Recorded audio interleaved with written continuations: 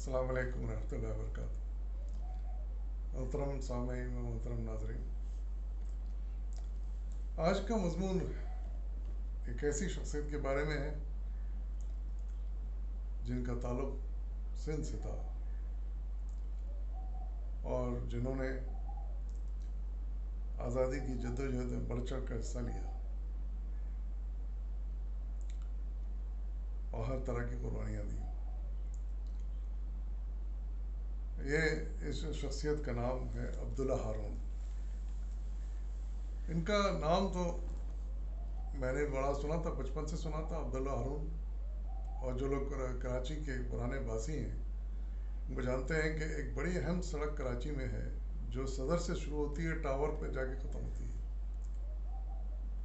صدر سے شروع ہوتی ہے اور سیدھا ٹاور پہ جا کے ختم ہوتی ہے۔ اس کا پرانا نام تھا فرے روڈ۔ بچپن میں ہم نے اس کا نام سنا تھا فرے روڈ۔ بعد میں اس نام کو تبدیل کیا گیا اور اس کا نام رکھا گیا عبداللہ ہارون روڈ۔ تو ذہن میں یہی تھا، لیکن اتفاق ہے کہ پڑھنے کا موقع نہیں ملا کہ عبداللہ ہارون آخر تھے کون۔ تو آج کے مضمون انہی کے بارے میں، آئیے اس کی ابتدا کرتے ہیں اور سمجھتے ہیں کہ عبداللہ ہارون کون تھے، انہیں زندگی میں کیا کارنامے میں انجام دیے۔ اس کا عنوان ہے سندھی مسلمانوں کا محسن۔ اس کے مصنف ہیں یا مصنفہ ہیں صفیہ ملک۔ تو وہ لکھتے ہیں کہ ذکر ہے عبداللہ ہارون کا، جن کے والد کا نام ہارون تھا اور ان کا تعلق ریاست کچھ کے خاندان سے تھا۔ ان کے دادا کا پونا میں بڑا کاروبار تھا۔ جب ان کا انتقال ہو گیا تو ہارون پونا سے ہجرت کر کے سندھ آ گئے اور کراچی میں سکونت اختیار کر لی۔ یہاں انہوں نے بڑی محنت سے کام کیا اور شہر میں خاصی جائیداد بنا لی، مگر جوانی میں 1876 میں ان کا انتقال ہو گیا۔ ان کے والد کا، جن کا نام ہارون تھا، ان کا انتقال ہو گیا 1876 میں۔ انتقال کے وقت ان کے 3 بچے تھے، 2 لڑکے یعنی عثمان اور عبداللہ، اور ایک بیٹی زلیخا۔ یہ تینوں بچے الگ الگ ماؤں سے تھے۔ سیٹھ ہارون نے 4 شادیاں کی تھیں۔ عبداللہ ان کی آخری بیوی حنیفہ بائی سے پیدا ہوئے تھے، جن کا مطلب والد کے نام کا نام ساتھ لگا کے عبداللہ ہارون پورا ان کا نام بعد میں چلا۔ باپ کے انتقال کے وقت عبداللہ کی عمر صرف 4 سال تھی۔ عثمان عبداللہ سے بڑے تھے اور ان کی پرورش کی ذمہ داری بڑی بہن نے اٹھا لی۔ عبداللہ اپنی ماں حنیفہ بائی کے ساتھ رہ گئے۔ شوہر کے انتقال کے بعد حنیفہ بائی کے بھائیوں نے انہیں اپنے ساتھ لے آنا چاہا، لیکن انہوں نے انکار کر دیا اور وہ اپنے بیٹے کی پرورش کے لیے کسی کے احسان مند نہیں ہونا چاہتی تھیں۔ ننھے عبداللہ کے ذہن سے جلد اپنے باپ کی پرچھائیاں مٹ گئیں۔ اب ان کے لیے ماں ہی باپ اور ماں دونوں تھیں۔ جب عبداللہ کی عمر 6 سال ہوئی تو حنیفہ بائی نے انہیں ایک نجی گجراتی اسکول میں داخل کرا دیا۔ وہ زمانے کا بہترین اسکول تھا۔ عبداللہ پڑھنے لگے، مگر اسکول سے آنے کے بعد وہ اپنے دوستوں کے ساتھ کرکٹ وغیرہ کھیلا کرتے تھے، نکل جاتے تھے۔ عبداللہ کو کھیلوں سے بہت دلچسپی تھی اور اسکول سے آنے کے بعد ان کا زیادہ تر وقت کھیل کود میں گزرتا تھا۔ حنیفہ بائی کو جلدی اس بات کا احساس ہو گیا کہ عبداللہ کی توجہ پڑھائی کی طرف کم ہے، چنانچہ انہوں نے بیٹے میں احساس سے ذمہ داری پیدا کرنے اور انہیں تجارت کا راستہ دکھانے کے لیے کام کی طرف راغب کیا۔ اس وقت عبداللہ کی عمر صرف 8 سال تھی۔ اب صبح کو اسکول جاتے اور شام کو مختلف اشیاء بیچتے تھے۔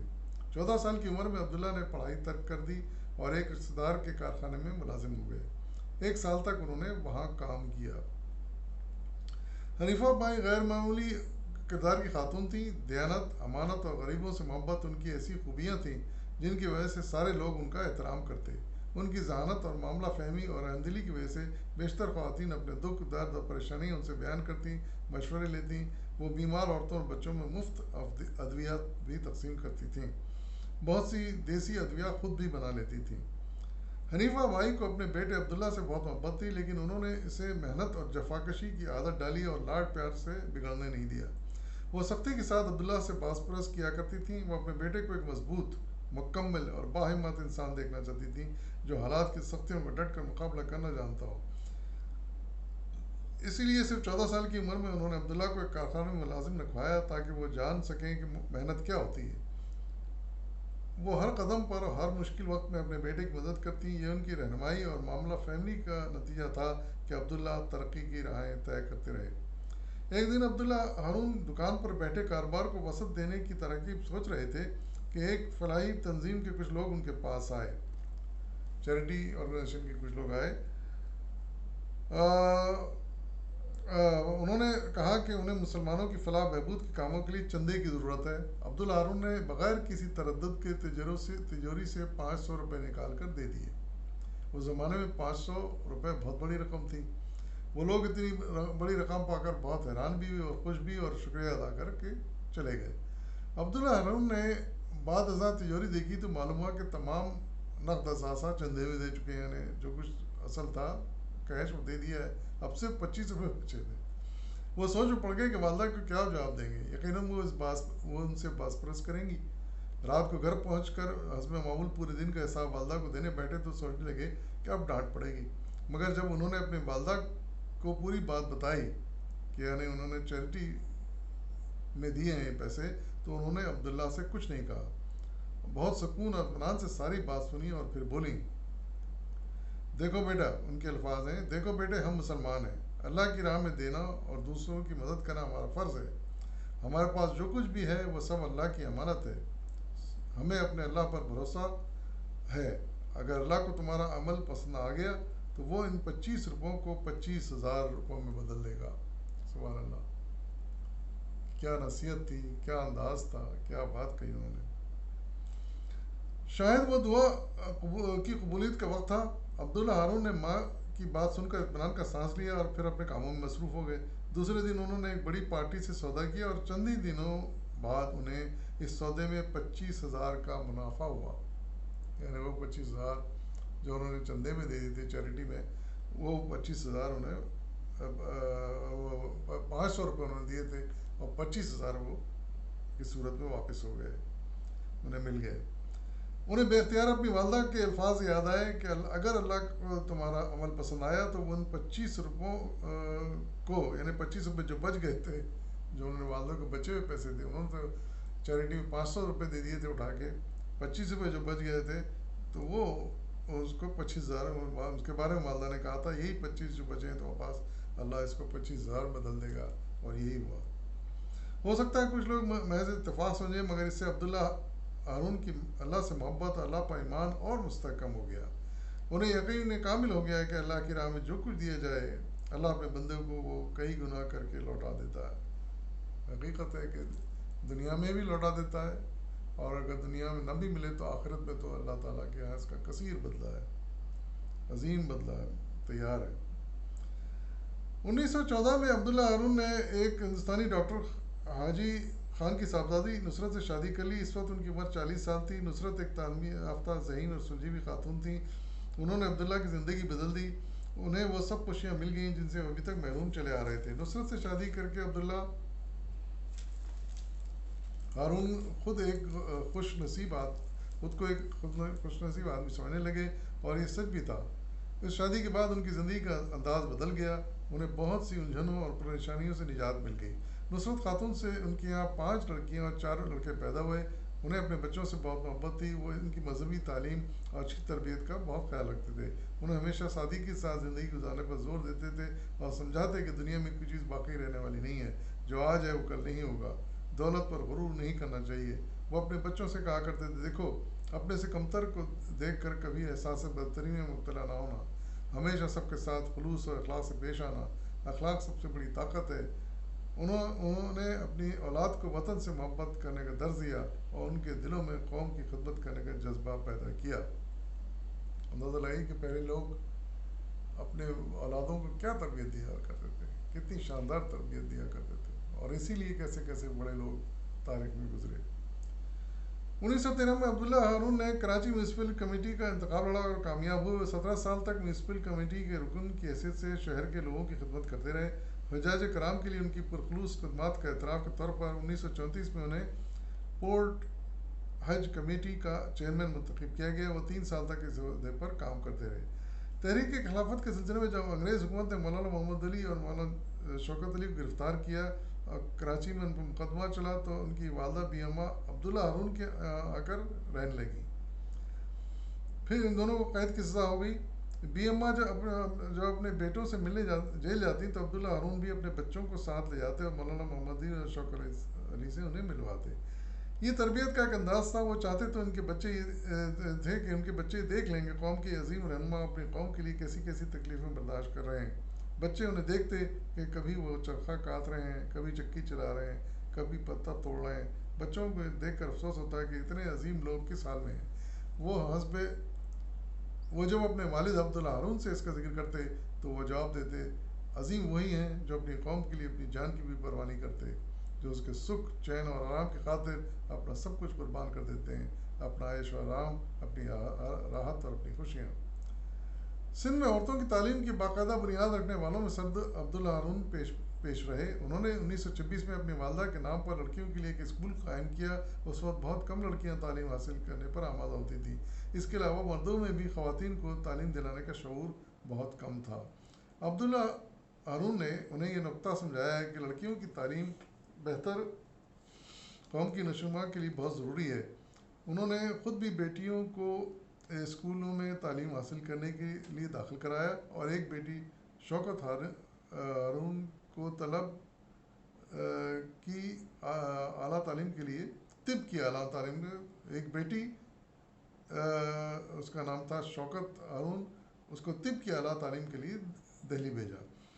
ان کی کچھ میمن برادری ہزار سال سے پہلے مسلمان ہو چکی تھی میمن برادری, مگر اتنا عرصہ گزر جانے کے باوجود ابھی تک اس میں بہت سی ہندوانہ رسمیں رائج تھیں میمن برادری میں. مثلا وراثت میں عورتوں کا کوئی حصہ نہیں ہوتا اور نہ ہی وہ اپنی ذاتی ملکیت میں کوئی چیز رکھ سکتی تھیں. عبداللہ ہارون نے یہ فرسودہ رواج ختم کرنے کے لیے جدوجہد کی اور 1919 میں وہ معاملہ عدالت میں لے گئے اور آخرکار یہ غلط رواج ختم کروانے میں کامیاب ہوئے. ان کی برادری میں مسلم قانون وراثت جاری ہو گیا, جس کی روح سے عورتوں کو وراثت میں حصہ ملنے لگا. یہ عبداللہ ہارون کی کوششوں کا نتیجہ تھا. مگر اس قانون کے بہت سے لوگوں نے مخالفت کی, یہاں تک کہ ان کے بھائی عثمان ہارون نے بھی, جن کی صرف ایک بیٹی تھی. 1928 میں عثمان ہارون کا انتقال ہو گیا. مروجہ ملکی قانون کے تحت عبداللہ ہارون اپنے بھائی کی جائیداد کے وارث قرار پائے. وراثت کے وارث قرار پائے عبداللہ ہارون عثمان ہارون کے انتقال کے بعد, لیکن انہوں نے قانونی طور پر تمام جائیداد اپنی بھتیجی رحیمہ بائی کے نام کر دی اور اپنے عہد پر قائم رہے, یعنی کہ عورتوں کو حصہ وراثت میں ملنا چاہیے. تو وہ ورثہ جو انہیں اپنے بھائی کی طرف سے ملا تھا وہ انہوں نے اپنی بھتیجی کو دے دیا, عثمان ہارون کی بیٹی کو. سیاست کا آغاز. تجارت میں کامیاب ہونے کے بعد عبداللہ ہارون سیاست میں دلچسپی لینے لگے. 1901 میں تمام قوم پرست ہندوستانیوں کی طرح وہ بھی انڈین نیشنل کانگریس میں شامل ہوئے. انہوں نے عدم تعاون کی تحریک اور خلافت تحریک میں بھرپور حصہ لیا اور 5 سال سے زیادہ عرصہ سندھ خلافت کمیٹی کے صدر رہے. 1917 سے 1942 تک اپنے انتقال تک عبداللہ ہارون سندھ میں تمام سماجی اور سیاسی تحریکوں کے روح رواں رہے. سندھی مسلمانوں کے ترجمان کی حیثیت سے انہوں نے 1920 میں سندھی میں ایک اخبار الوحید کے نام سے جاری کیا. 1920 میں الوحید ایک اخبار جاری کیا سندھ سے انہوں نے. یہ اخبار سندھ میں مسلمانوں کی تحریک آزادی کا نقیب بن گیا. الوحید نے 25 سال تک ہندو اخبارات کا مقابلہ کیا اور سندھ کے مسلمانوں میں بیداری پیدا کرنے اور جذبہ آزادی ابھارنے میں اہم کردار ادا کیا. وہ ایسے وقت جاری ہوا جب برصغیر میں زبردست سیاسی کشمکش جاری تھی. ہندو اور انگریز مسلمانوں کے خلاف سفارہ تھے اور قدم قدم پر ان کی آزادی اور تحریک کی راہ میں رکاوٹ ڈال رہے تھے. الوحید نے اخبار نے ایک بہادر سپاہی کی طرح سندھ کے مسلمانوں کی ترجمانی کرتے ہوئے تحریک آزادی میں بھرپور کردار ادا کیا. 1923 میں عبداللہ ہارون نے بمبئی قانون ساز ادارے کا انتخاب لڑا اور کامیابی حاصل کی. وہ 3 سال تک اس عہدے پر فائز رہے. وہاں وہ سندھ کے مسائل پر زیر بحث لاتے, مقامی اور صوبائی سطح کے معاملات قومی سطح پر اٹھاتے اور اس طرح پوری قوم کی توجہ سندھ کے مسائل پر پر مبذول کرا کہ ان کے خاتمے کے لیے مختلف قراردادیں انہوں نے منظور کروائیں۔ عبداللہ ہارون نے سندھ کو بمبئی سے الگ کرنے کی تجویز بھی پیش کی اور سلسلے میں کوششیں شروع کر دی۔ سندھ اور بمبئی سندھ میں شامل تھا تو انہوں نے کوشش کی کہ سندھ اور بمبئی کو الگ کر دیا جائے، مگر ہندو اکثریت نے جلد محسوس کر لیا کہ اگر سندھ بمبئی سے الگ ہوا تو اس کی فائق حیثیت ختم ہو جائے گی، چنانچہ ہندوؤں نے اس تحریک کی مخالفت شروع کر دی اور فرقہ وارانہ فسادات شروع ہو گئے۔ حالات انتہائی خراب ہو گئے، مگر اثر عبداللہ ہارون اپنی جدوجہد میں مصروف رہے۔ انہوں نے کونسل اور عوامی سطح پر لوگوں کو اس مسئلے سے آگاہ کیا اور 1925 میں علی گڑھ میں مسلم کانفرنس کے موقع پر سندھ کی علیحدگی کی قرارداد پیش کرنے کی درخواست کی۔ 1926 میں دہلی میں منعقدہ ایک اجلاس میں انہوں نے کہا، یہ ان کے الفاظ ہیں، کہ 1843 سے 1847 تک صوبہ سندھ ایک علیحدہ صوبہ تھا جس کے 4 گورنر چارلس نیپیر تھے، مگر 1847 میں سندھ کا بمبئی سے الحاق کر دیا گیا، جو یقیناً ایک حادثہ تھا۔ یہ ان کے الفاظ تھے۔ 1938 میں انہوں نے سندھ صوبائی مسلم لیگ کا اجلاس طلب کیا، جس کی صدارت قائد اعظم نے کی تھی۔ وہ اجلاس نہ صرف سندھ کے مسلمانوں بلکہ ہندوستان کے تمام مسلمانوں کے لیے ایک تاریخی موڑ ثابت ہوا اور ان کی سیاسی زندگی میں ایک انقلاب آ گیا۔ پھر اسی سال عبداللہ ہارون اور سندھ صوبائی مسلم لیگ کے صدر منتخب ہوئے۔ بعد میں عبداللہ ہارون سندھ صوبائی مسلم لیگ کے صدر بھی ہوئے، تو ان کی ذمہ داریوں میں مزید اضافہ ہو گیا۔ وہ مسلم لیگ کو سندھ کے چپے چپے میں پھیلانا چاہتے تھے۔ 18 اکتوبر 1938 کو سندھ صوبائی مسلم لیگ کے اجلاس میں انہوں نے صاف طور پر اس بات کا اعلان کر دیا کہ مسلمان ایک الگ قوم ہے اور ان کی شناخت اور ان کا تشخص بالکل جدا گانا ہے۔ ان کے الفاظ ہیں کہ ہم اس مقام پر آپ پہنچے ہیں جہاں سے ہمیں علیحدہ راستہ اختیار کرنا ہے۔ ہندوستان ایسا ملک ہے جہاں ایک قوم نہیں بلکہ کئی قومیں آباد ہیں اور وہ مذہب، تہذیب، طرز معاشرت اور روایت میں ایک دوسرے سے بالکل مختلف ہیں۔ انہوں نے وضاحت کے ساتھ مسلمانوں کے لیے علیحدہ وطن اور تقسیم ہند کا خاکہ پیش کیا۔ قائد اعظم نے اپنے خط صدارت میں اس خاکے کو سراہا کیونکہ یہ خود ان کے دل کی آواز تھی۔ کراچی کے اس تاریخی اجلاس کے 2 سال بعد 23 مارچ 1940 کو لاہور میں قائد اعظم کی زیر صدارت آل انڈیا مسلم لیگ کے اجلاس میں جو تجویز منظور ہوئی وہ سندھ صوبائی مسلم لیگ ہی کے اجلاس کی بازگشت تھی۔ تحریک پاکستان کے مختلف ادوار کا مطالعہ کیجیے تو معلوم ہوتا ہے کہ علامہ اقبال کے بعد عبداللہ ہارون پہلے مسلمان رہنما تھے جنہوں نے مسلم لیگ کے پلیٹ فارم سے ہندوستان کے مسلمانوں کے لیے علیحدہ وطن اور ان کے علیحدہ مملکت کے قیام کا مطالبہ کیا۔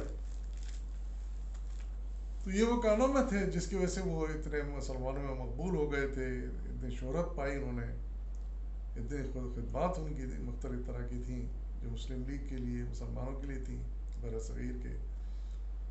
اور پھر اس کا خراج پھر بعد میں قوم نے اس طرح دیا کہ ایک بڑی شاہراہ کا نام عبداللہ ہارون، شاہراہ عبداللہ ہارون رکھا گیا، جو آج تک الحمدللہ قائم ہے اور تا قیامت قائم رہے گا۔ اجازت دیجیے، فی امان اللہ۔